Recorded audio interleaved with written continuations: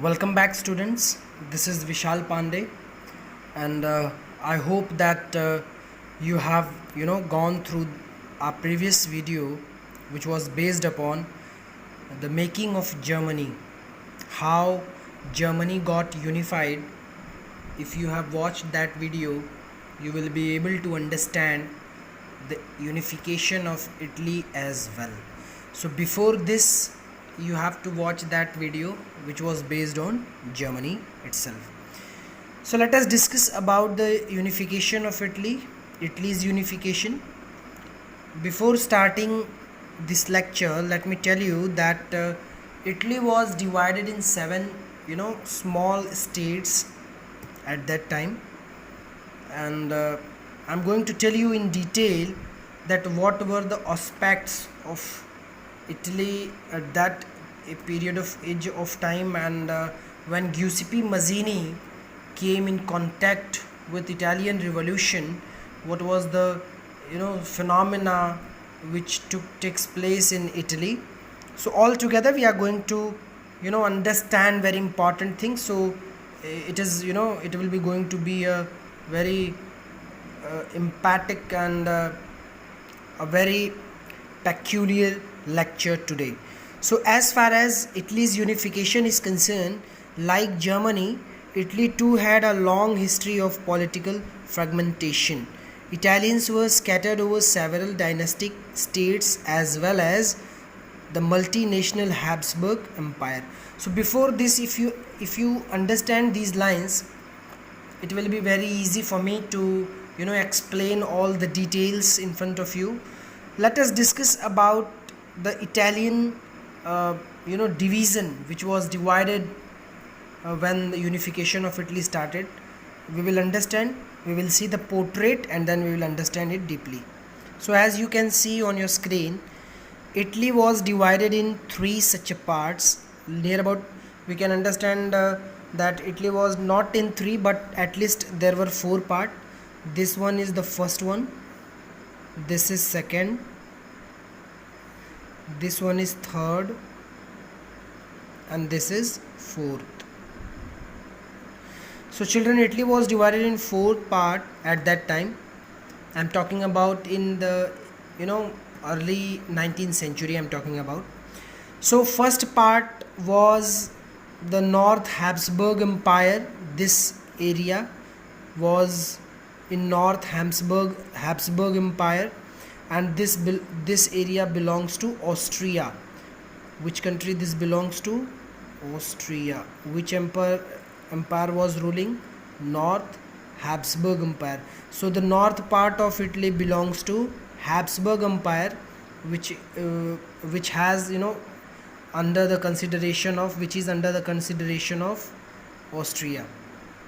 If we talk about the second part, which is the central part of Italy, it was called as Papal State, PAPAL, Papal State, which was ruled by popes, Pope and priest, and priest of the churches and all.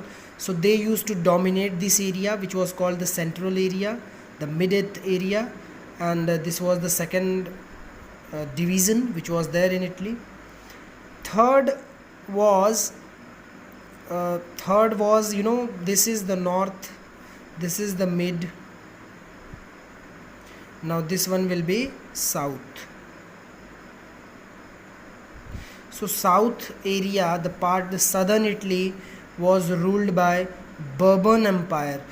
Bourbon Empire, I'm not talking about the French Bourbon dynasty, I'm talking about the Bourbon dynasty of Spain.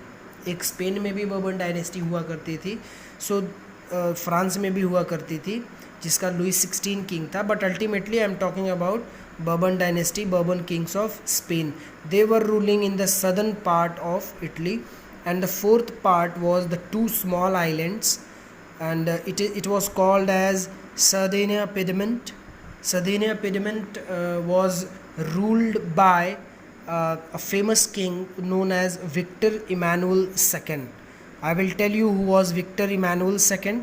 So these were four prominent parts. First one was under Habsburg Empire, which was influenced under the influence of Austria. Second one was papal state, which was the mid part of Italy and it was ruled by popes. Third was southern Italy and it was under Bourbon dynasty of Spain. And the fourth one, which was the two small islands, was under Sardinia. Piedmont was the name of this area, and the king was Victor Emmanuel II. Now I hope you all understood this, the division of Italy. Now let us understand that how the revolution was started, who started the revolution, and finally revolution को ख़त्म कब किया गया, and how they got freedom, how they got united, how Italy became one country, and how the nation state, the concept of nation state developed in Italy. So as you can see this line that during 1830s Giuseppe Mazzini had sought to put together a coherent program for a unitary Italian republic. So under the revolution of Giuseppe Mazzini, he started a very impactful and genuine revolution. It was started by Giuseppe Mazzini, and as you all know that he's formed two secret society, Young Italy and Young Europe. We have already discussed it in the when I have make a lecture video on the revolutionaries itself. So I have discussed there itself. So we will discuss now how King Victor Emmanuel II, you know this name? Yes, because just now I have told you how Sardinia Piedmont, which was two small island, was under the king Victor Emmanuel II.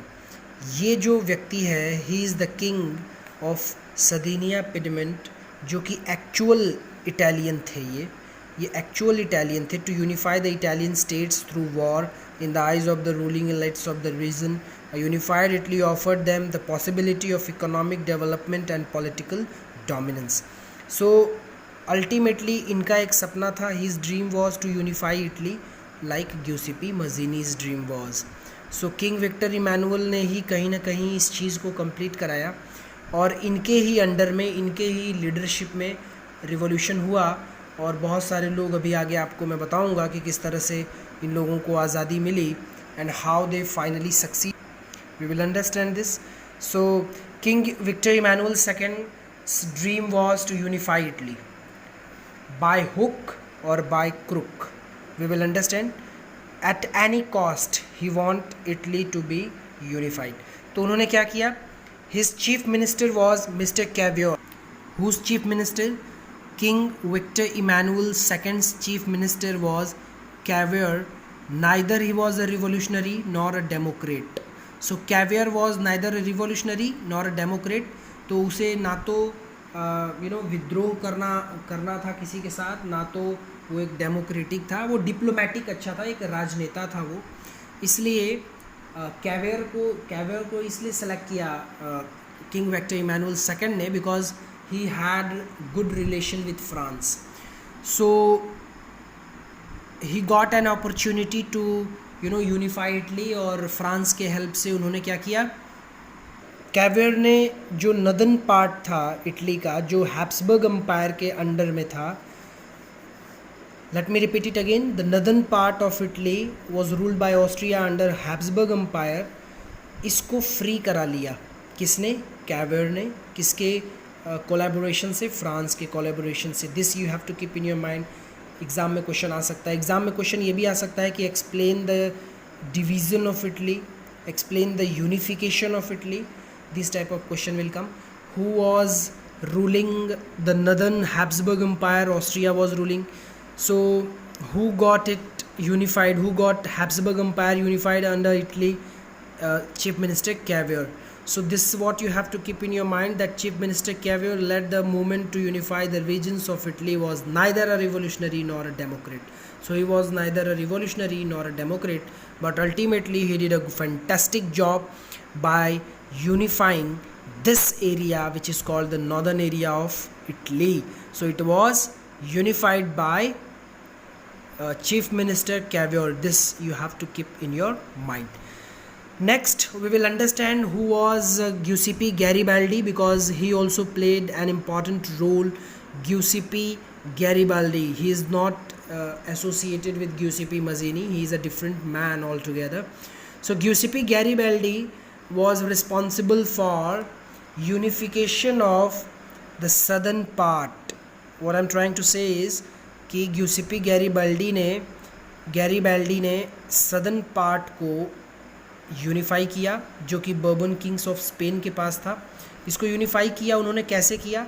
With the help of poor people, with the help of peasants, with the help of farmers. उन्होंने गांव जा जाकर, country side में जा जाकर लोगों को aware किया और उन लोगों को अपने साथ लिया और लड़ाई लड़े. And finally he got unified the southern part as well. अब देखिए, विक्टर इमैनुअल सेकेंड के पास ये तो ऑलरेडी था. अब उसके पास नॉर्दर्न पार्ट भी हो गया, सदर्न पार्ट भी हो गया. बचा क्या? PayPal state which was ruled bye pope. ये बीच का एरिया बचा.